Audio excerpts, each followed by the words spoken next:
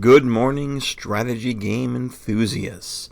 Welcome to a new look at a brand new game coming up here in just a day. It comes out tomorrow at the time I can put this recording up. So that will be a release date of August 6th. This is Age of Wonders Planetfall, and we're going to take a look at this 4X strategy game by Triumph Studios. They made Age of Wonders 3, which I've covered on this channel quite a bit. Age of Wonders 2, of course. So I got an early access key for this, and I really was excited to show this to you guys. So please settle back and let's take a look at what this game has to offer, what's different about it from Age of Wonders 3, and how it will hopefully guide a new generation of strategy gamers into the fold. So this seems to have the campaign with it. I'm not going to show the campaign. I'm not even going to play the campaign until the game comes out proper, and I can just do that offline. I think it's more story-driven. Typically, when I play a game like this, I like to go with just a straight-up scenario. Set up a board, state, and play with my enemies at an even keel to myself. Sort of like a board game. So we're going to do a new scenario. There's different world types you can pick. You can kind of customize your experience with having like a lot of bountiful remains and proper items to pick up, things like that. Or the default is sort of a even sort of level experience between all those things. There's ravaged worlds that are very dangerous, hard to survive in, things like that. There's a community tab here which is empty. I'm not sure what this does eventually. It might start filling in as the game goes live and something comes online. So for now you just have the default scenarios, which is fine because each one of these makes a completely random world. If you go over to the right here, you can pick your players up to 12. There's 6 factions.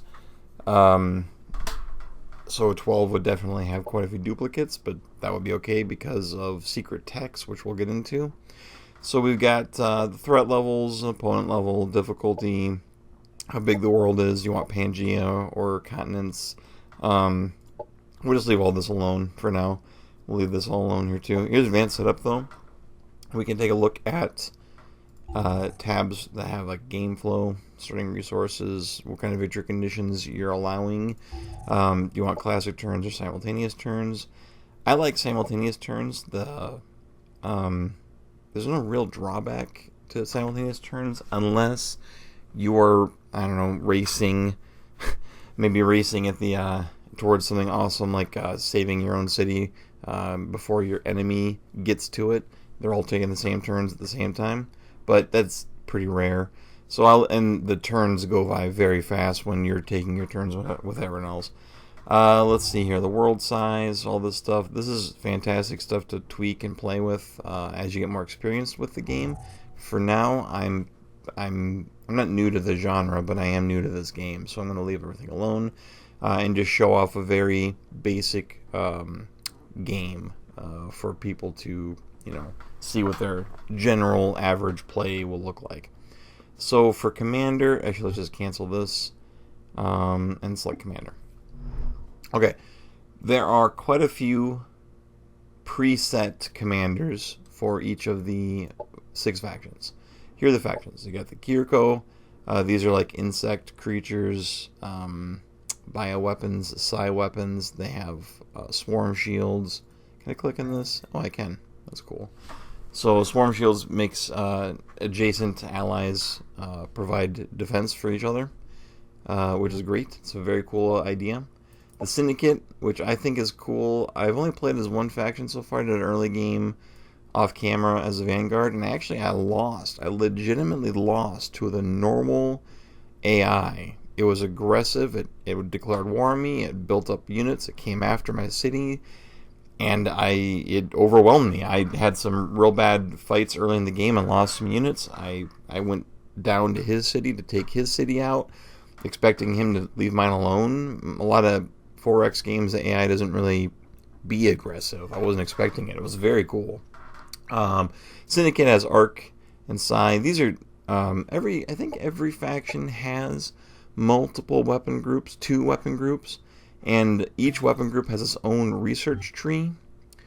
In addition, the race itself has its own research tree. Let's see here. We've got explosives and firearms. The Dvar are cool. I like the Dvar a lot. They're like space dwarves. The assembly are kind of like cyborg. Think, I don't know, Battle Angel or maybe the Borg, but they're not hive mind. Let's see. And then we've got the Amazons. I skipped over them. Amazons are bioengineered super soldiers, so to speak. They're kind of like druids in fantasy speak. They are bio laser. They can befriend and, I assume, genetically clone and create like dinosaurs and things like that.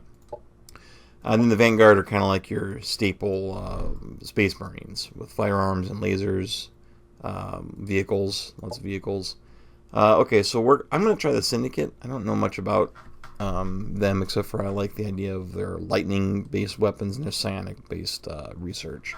So we're going to do that. And instead of picking a preset guy, let me show you the customized screen. So here's where you can kind of actually pick your race and your secret tech. And I mentioned this earlier. Secret tech allows you to have a fourth research tree. You'll have 2 research trees for each of the 2 weapon types. Those are static. You'll have a static research tree for your race, which is where the bulk of your research comes from, I think.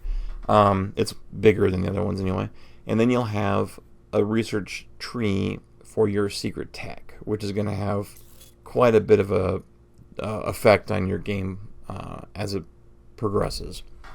And this is what makes one Syndicate player on a map not quite the same as another one potentially, because one might have, Xenoplague for its secret tech, and one might have Promethean.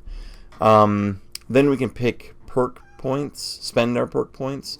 Let's start with nothing on anything, just to have 3 points going here.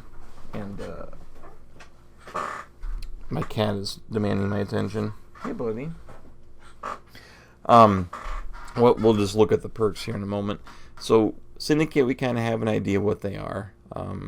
They have slave units. They have excellent stealth. They're kind of like the rogue class, I think. Let's see, they have secret tech. Prometheans are planetary exterminators. These guys. This would create like some fired technology and some powerful units that are based on Promethean technology. There's also synthesis. Let's see what's this do here. Hacking, compromising systems for their own gain. That's kind of neat. Celestian. Ancient order of psionically gifted individuals that strive to achieve inner enlightenment and create balance and harmony in the universe. They believe psionic power comes from the stars and use this power to protect their ideals and teachings. Sway enemy soldiers to your cause. Bonuses to diplomacy. Morale buffing and damage reflection. Uses psionic and thermal damage channels. That's pretty awesome. And there's void tech. I tried this last time. It was like teleporting and destabilizing and temporal anomalies that like slow down your enemies and speed up your units. It was very cool. I didn't get very far into it though. Okay. I think of all these, the Celestial one seems kind of neat. Let's try this. Let's just see what happens. Okay. So there's 3 categories. I guess there's 4 if you count Vice, which is actually like drawbacks that give you perk points to spend. So you got Veteran, so that your starting commander begins at level 3. You could be a skilled diplomat, which makes you charismatic. You could have martial tradition, which the first time your commander kills something in combat, he replenishes his action points and can go try and kill something else. Things like that. These are backgrounds for your specific commander, your character. Who's like the first hero you start with, and the one that, if he dies, he comes back after a few turns. Colony supplement is going to give you something to start with for the colony, the first colony you start with. So if I had data repository, I get a couple random techs. Energy cache, I'd start with a bunch of extra energy, which is basically gold or money in this game. Colonists cost 2 points because having 2 extra population and a recreation dome is a big deal now that I think about it, because that's going to make you expand faster, and the recreation dome will make your people happy to start with, which offsets the only real drawback of expanding. Your people getting upset. And then your commander loadout gives you some options, and you'll notice that some of these options are based on our secret tech. That would give my hero character some additional starting equipment, including like a vehicle he could be starting with, like a hover bike or an APC. And if I wanted some extra points, I could pick a few things here that would hurt me, but give me more points for this stuff. I think for now, I'm just going to start with, because we're doing Celestial, let's do Skilled Diplomat to really lean into making people like me. Although, I guess for the stream, for this game, maybe we won't worry about that. Let's actually pick a different tech, because I don't mind if people want to fight me. That's going to let me show off the AI's aggressiveness, maybe. What's this? Here, Synumbra. Employ dark psionic powers, tearing holes in reality. That's pretty cool. That seems like it's on brand with the Syndicate also. Man, that's cool. Okay, so we're going to go with, instead, do I really want anything here versus some of this? What's the Synumbra equipment? Range Specialist, Steady Aim. You begin the game with a Soul Splitter, which is a gun that targets the mind of its foes. And a Psi Stone that deals damage, like a Psionic Grenade. Okay, well that's pretty awesome. We're going to take that for sure. And then I want to start with Cryopods. I want to try that out. I want to have more guys, more colony right off the bat. Now I won't be able to pick up any of this stuff here, but I kind of want to pick up, let's go with Cruel. You know what, we can probably lean into Cruel because it's going to give me morale whenever I kill an enemy in battle. That's neat. So it's not a full drawback. This will give me unhappiness in my colonies, but I am going to start with a recreation dome, so it'll kind of offset itself. It might not be too bad. We'll see how it goes. I kind of wanted to try veteran just to show off leveling up a character right away. All right, that's good. And then here is where you can make your character. There's a lot of options, and you can just hit random till you find something you like. That guy is cool. I mean, this guy's really cool. Let's go with that. Faya Galat.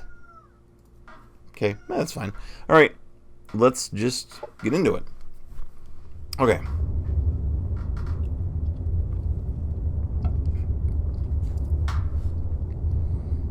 All right, and once it loads, the camera will swirl around, I think. I thought it was a really cool effect. All right, here we go. We're gonna make landfall on this planet, and we're gonna meet our neighbors and explore.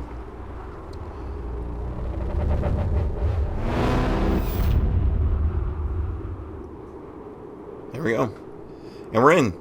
Okay, a couple of things right off the bat. You can hold down the right mouse or the left mouse button and drag to move the map around. I'm really pleased with how responsive and smooth the game feels. It's really good. You can also use the WASD keys to move around. You will notice there's a border around my area here, and then it's somewhat faint against the snowy backdrop here, but you'll see the borders that sort of separate the map in general. You can pull all the way out for a broader view, and you'll see these sectors. And each sector population allows you to secure these sectors to become part of your empire. And you can build colonists to colonize sectors as well, and that gives you more cities to build and expand. So that's the early game plan, is to expand. I think I lost that first game because I didn't expand aggressively enough. So I'm going to next show off. Let's look at the units. This is my hero, of course, Faya. He's got this very cool tier 2 soul spear. So if you look at this card here, you can see in the top, I can't move my cursor to show you, but it's got an accuracy of base of 90%. It does 7 whatever this damage is. What is that? Psionic. It's probably psionic, right? Psionic damage. So 7 psionic damage with a range of 7 hexes. That's all right there in the UI. It says repeating, which tells me that it can fire one time per action point, and every unit has 3 action points. So if I don't move at all, I can fire 3 times and do up to 21 damage, give or take hits and critical hits, things like that. It bypasses armor, which is this right here, which is very, very cool. And it has a 8 strength chance to apply Broken Mind to any enemy that's not mindless for 3 turns. I don't know what Broken Mind does. When we get into a fight and it triggers and hits somebody, we can look at their unit card and see what it does. Next up, let's look at my units. I start with an Overseer. He's got a Sonic Staff. He can Cerebral Override, which targets an indentured unit, which I think is what these guys are, the indentured. And it makes them suffer some damage, but it gives them back all of their action points. Stagger immunity, which means they can't lose those action points to like big hits like grenades. And its health cannot be reduced below 1 until the start of their next turn. Wow. So it can just really overdrive a guy and make him very powerful. That's neat. These guys have pulse repeaters that deal lightning damage. These guys are cool looking. What's this guy? A runner? This is like a scout, looks like. Biological, universal camouflage. Oh, that's pretty awesome. Alright, so that's what we got for those guys. What's this guy? Here's a scout. So let's move our scout out. If you click on the central little flag in the sector, it gives you details about the sector. This sector, for example, features ruins. It's an Arctic sector. It's got a river, which gives it a little bit of food. So if you zoom out, you can see the food right there from the river. Actually, did that tell us? Yeah, river. It says right there. Arctic gives it research and production. Production is used to build things like more units and buildings in your cities. The runes are giving it energy, which, like I said, is gold. And also more research, which is why there's 2 research icons here. Okay, that makes sense. I'm kind of figuring this out while I'm explaining it. All right. Well, let's just try and kill something right off the bat. Here's some free energy. We'll pick that up later. This guy's going to eventually walk over here and explore, but he might as well situate himself right next to this target. Mega Beetle babies. Well, that's a tough one to say. Mega Beetle baby. And a Wild Shrike. So what we're going to do is there's a hex-based system here. You can kind of see the hexes when I move my cursor around. If I attack this stack with another stack adjacent to it, it'll pull in, and I'll show you. It'll pull my adjacent stack in. This is kind of a crux of the Age of Wonders system, how the combat kind of works. So you can have like these really big battles. There's only 6 units per stack, but quite a few units can be involved in a fight.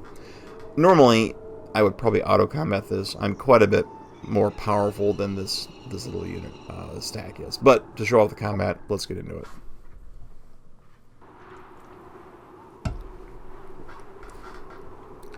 Okay, looks nice.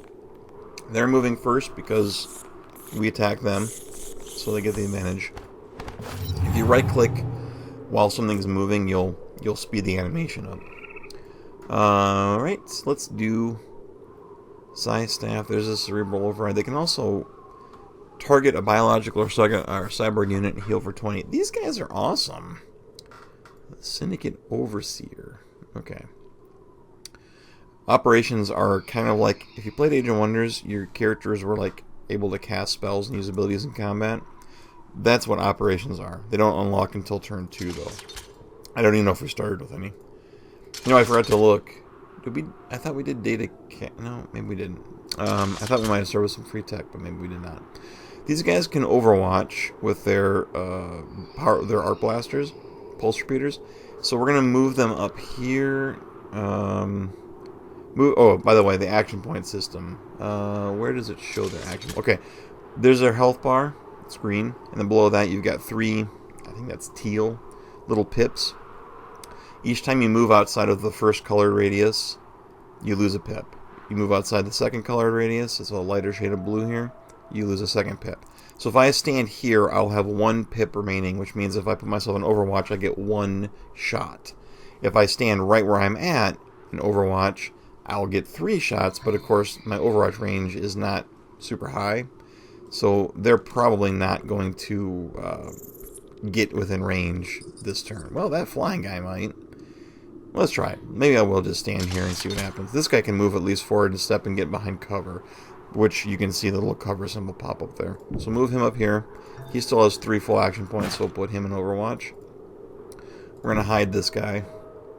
I want him back a little bit. I don't want him to be within range of anything, and nothing's in range. If I click on this guy, I can see... Oh, that's kind of cool. So if you click on this guy, you can see his movement range. Again, he has 3 action points, and here's his 1, 2, and 3 action points. If he steps here, he'll trigger Overwatch from this guy right here. See that? If he steps over here, he's going to get an Overwatch shot by both the guys I put in Overwatch. That's pretty awesome. Okay, so we're gonna do that, and I think we're just gonna have this guy, his Soul Spear, and his Psy Stone weapon. He doesn't get. Let's make him an enticing target to bring guys up to, but I don't think he can. Oh, he can. Not a great chance to hit. 30%, but you'll notice below the damage, which is 1 attack doing 8 damage. 30% chance to hit. What's control do? Oh, that's cool. You can hold down control and get more information. That's awesome. Let's see. I'm getting plus 15% from steady aim. I'm losing a little bit of chance to hit because he's flying and in defensive mode, and it's a very long range. That is awesome. Okay.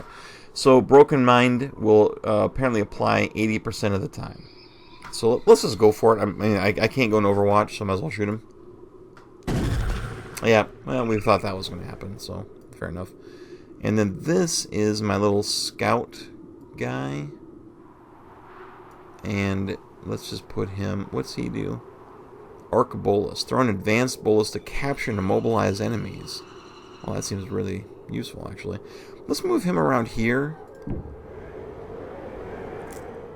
I just realized that by moving him over here, this guy might go after him, and then my Overwatch guys won't trigger. But we'll see what happens. I was hoping to move him out of the way so he could kind of flank around and try and bolus somebody. And then this guy, he might be what they go after after he goes over here. Let's try and sync him up with the rest of the, people. And then we're going to have this guy go in defensive mode, and this guy's going to go into shields up, making him harder to hit. Okay, these guys are moving. Oh, they're spitting. Ugh, gross. Oh, they really work that up before they spit it, don't they? Ugh, God. There we go. Well, 1 hit wasn't too bad. Okay. This is probably going to kill him. I kind of want to not kill something just to see what Broken Mind does. 55, 55. Let's see if I can move a little closer. See, okay, now watch the icon right here. When I move this cursor here, see how that turns green? And his turns yellow? Actually, his stays yellow like the whole time. That's telling you where, from that hex you're putting your cursor over, it's telling you how good of a shot or attack you'll have against that target. If I move here, this guy is green. And in fact, I'll be flanking him, so I'll have an even greater chance I'll just kill him outright, probably. So from right here, I have a 55% chance of doing 8 damage each time of 3 attacks. If I move here, I'm only going to have 2 attacks, because I'll lose 1 of my action points. But my chance to hit is 90%, and you'll notice I'm now flanking him. Let's see, control. Let's see what that does there. That adds his health and his shields. Of course, his shields are irrelevant for my mind attack. Broken Mind, yes. Perfect. Let's click on this guy and see what Broken Mind does. Times 2. The unit has -1 something. I don't know what that icon is. -1 action point, maybe? Boy, that has a chance of fumbling his attack now. That's awesome. What's the chance this guy can bolus this guy? Oh, it's really high. Immobilize for 2 turns? Do it.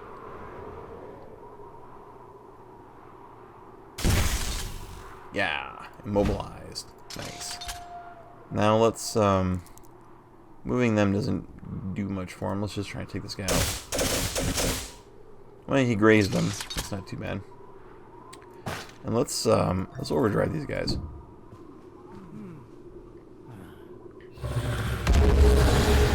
Yeah. Now they can move again. Do it. Well, that's just amazingly cool. Okay, let's, if I move this guy to cover here, he can probably finish this guy off. There's no concept of the weaker a unit is, the less effective they are in combat. If a unit has 1 hit point left, they can still do as much damage and cause as much havoc as if they had full health. These guys should be able to survive one attack, I would think. So that's why I moved them up like that. Alright, it's on the turn. Oh, who still has movement left? Okay. Alright. So they only have 2 action points because they had to move. Let's give him, or try to give him anyway. I was going to try him to kill, get the experience, but 40% is not great. Let's see what happens. Oh, man, that's pretty awesome. Looks great. That gun is really cool looking. Let's have this guy use a scythe staff. Nice. There we go. There we go. Alright. Excellent. And I think that does it for us. Won our first combat. No casualties. We could have done that a little better, but I was trying to experiment a little bit. And we gained a colonist from that pickup that those things were guarding, which means my colony is now at +6, which is great. Normally it starts at 1, so I can already claim a sector right now. In fact, we're going to go claim this sector and annex it. And it'll take a turn, but next turn I will have this territory added to my territory. And I can only do that because I don't even know, there's a way to look it up in this really handy lookup, the manual. How many colonists you need for the next sector. I think it's 4 and then 12, something like that. So this guy can level up. He has 10 skill points to spend because he's level 3. I totally forgot. That's what I picked. I picked veteran for him. So he's got a couple that are sort of, common for every single hero. Piloting, be able to use vehicles, better chance to hit, more health. He can make his air units do extra damage, ground units that are heavy, light. He's got a few extra here that are specific to the Syndicate, though. He could gain Farsight and Agile Overwatch when using Overwatch. That takes 6 skill points, so it's probably very powerful. He doesn't... That would give him Overwatch, I think. It would give him something called Agile Overwatch, whatever that is. Sinister Chorus permeates the air around the unit. All non-mindless enemy units adjacent to this unit receive Sinister Melody, reducing their damage, resistance, and accuracy. Okay, that would be handy. Operation strength is increased by 6. I didn't get to use an operation, but that would be like if I dropped an operation that did something powerful, it did damage. His ability would make this more potent. That's pretty cool. On the strategy layer, not the tactical combat layer. If he's in a sector and I drop something that he's in that sector, it's more potent. And then subterfuge gives him universal camouflage, which is cool, but I am very curious about keen sight. Oh, thankfully, it lets me look at it before I commit. Here's my confirm. You'll notice it added it over here, and then I can confirm. So let's see what Agile Overwatch does. When this unit enters Overwatch, it is always considered to have full action points, regardless of how many it actually has. That's crazy. And Farsight, 1 extra vision range. Okay, so I'm afraid to pick this just because I don't know that this gives me Overwatch. It's just making my Overwatch better. Or maybe it is giving me Overwatch. I don't know. So we're gonna pick it. Actually, I can spend more formal points. We're gonna get range specialist as well because it's gonna make my damage. You see, my damage goes up just a little bit, but it goes up 10%. Boom. Confirm that. I don't have any mods. I'll show mods off after we get some research done. So let's, these things look like they're a little bit tougher. Well, maybe not. What's their armor power? 490? We probably could take them. These guys are who we should take next because they're guarding stuff in our sector. If you click on once, you get the army, and if you click a second time, you get the thing they're standing on, which is an abandoned quarry, which means if I were to, once this, I think that while they're sitting on it, I don't get this bonus, but when I clear them off, I get 10 more production here.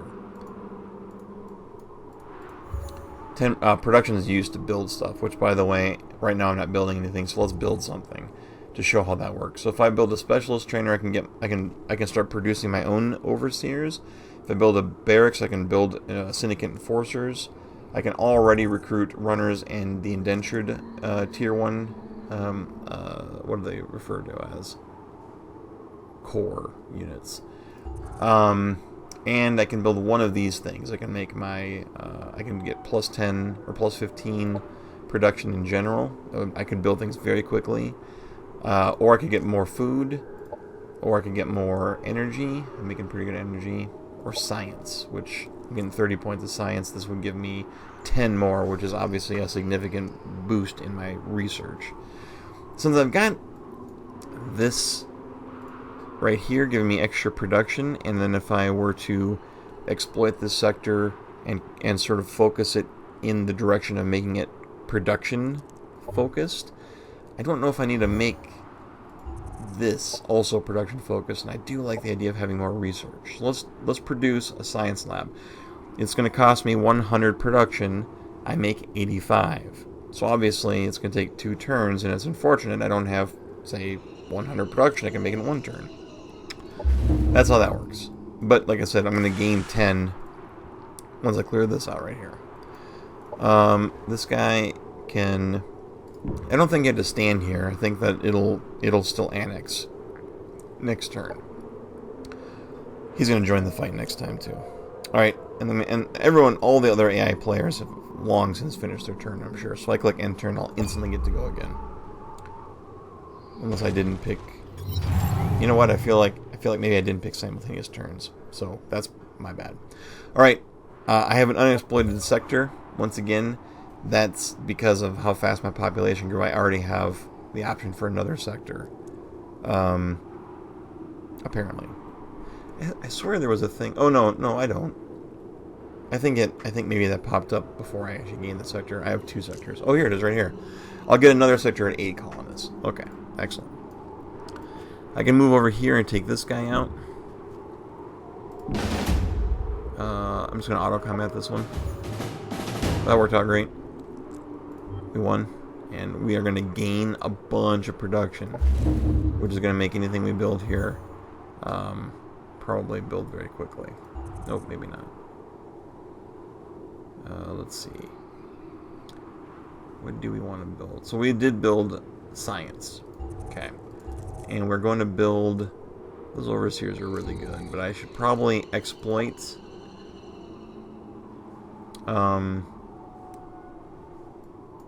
Stannis Tundra. So we're gonna do this. What's gonna do is it's gonna give us additional income for. It's gonna put us up to 100. Yes, we get plus 10 from the abandoned quarry. Yep, right there it is. Perfect. All right, that's gonna pay off in the long run. And I think the next thing we're gonna do is I'm gonna skip this guy going just for a second. Actually, this guy might as well go explore. This has got a potential colony location in it. This is good to know. Okay, excellent. Let's keep exploring. Alright. Now I want to show the research screens. Okay, so here we've got Syndicate is the only species that we have, but as you conquer more races, or, well, I think conquering is probably the only way to do it, you can actually get their tech trees as well. Here's the Sanix tech tree. See, it's got some stuff in it unique to the Sanic damage type. Same with arc weapons. Here's our secret tech. It's got quite a few things we're going to be able to look into. And, of course, the Syndicate itself has its own units and doctrines and tech and things like that. So let's look at our 3 starting options here. Our exploit weakness, which would give us a mod we could equip on our units that would make them more accurate against the blind enemies in an area. So this actually seems great. But I think you're going to find they all seem great, because the magnetic energy storage for Arc is going to give us a mod, static buildup module, which we could put on our indentured, that have an 8 strength chance, which, remember, we saw the broken mind ability of my rifle is an 8 strength chance, and it was 80% to trigger. That's a lot. So attacks from the arc weapons have an 8 strength chance to apply a static charge, a stacking debuff that lowers the target's arc resistance by 1 for a turn. So that would make my, if I got this, like, I'm going to have an army of indentured. I'm going to have a lot of these guys. They're cheap, they're effective, my overseer can overdrive them, and if I put these modules on them, they're going to be that much more effective. And also gain a tactical operation, much like, what was this called? Diversion projector that can blind guys and have -2 resistance against flanking attacks. But this could also be something I get that would allow me to discharge an arc blast on a target dealing high impact. High impact has a great chance of staggering a unit. A staggered unit loses action points on its following turn. Or, because I have Synumbra, I could pick up Foreboding Darkness, which would allow me an offensive mod called Mark of the Dark Sun, which gains 4 resistance. Oh, that's what the little symbol is. Resistance. It's your ability to resist like non-physical damage and negative effects. Also, each time they deal a killing blow, they gain Dark Reward until the end of combat, increasing damage by 20 per stack. To the end of combat? Jeez. Embrace Darkness. Target enemy takes 20 damage and suffers massive impact, and there's an 8 strength chance to apply Broken Mind. Man, this sounds really good. I think this might be the smarter pick because I have all those indentured guys, but this sounds cool. We're going to go into this next, I think. Alright, now there's actually a second tree, research tech. And I think this is the same for everybody, at least the economy and operations sections are. The doctrine sections. Doctrines are cool. They're kind of like enchantments in Age of Wonders that just like are constantly in effect and do an awesome thing while they're in effect. But you only get so many doctrine slots to start with. 1. So if I pick this up, I'm going to learn these 2 doctrines, which is cool. Let's see what they do. They receive an extra influence. Influence is used to purchase things from NPC factions and sway people to your way of thinking. 15 energy per turn for every faction you're at peace with. Indentured contracts. Innate indentured units have their cost reduced by half in colonies. All indentured units, including those who became so due to mods, have their upkeep reduced by 50%. So if I research this, I will be able to enact one of these doctrines and use one of my doctrine slots, and it'll just always be in effect at no additional cost other than that it uses up one of these slots. But I probably should grab this first because I do have a recreational dome already in my city, but this will let me build them in future cities, and this will also give me, more importantly, access to a colonizer. We're really close to being able to get another sector, just a couple of population away already. If I had a colonizer, I could go to that sector we found earlier that allowed me to colonize, and then I'd have a second city set up right away on like turn 3 or 4 or whatever. So let's research that right away. Okay, there we go. Now I'm ready to end my turn. The nice thing about even on like normal turn-based mode is that the turns go by very quickly. All right, that's that for now. I'm gonna put a break in here, and I just wanted you to sort of see the game to start with and share some of the tips and tricks and how it works and just take a deep dive into it. I hope you got something out of this. I hope that you think this game is as awesome as I think it is. And if you want to see more, stay tuned. I'm going to get back into this game, and then it should start going a little bit faster and I'm explaining everything to you guys as well as myself. So thanks for watching, and I'll see you shortly for part 2.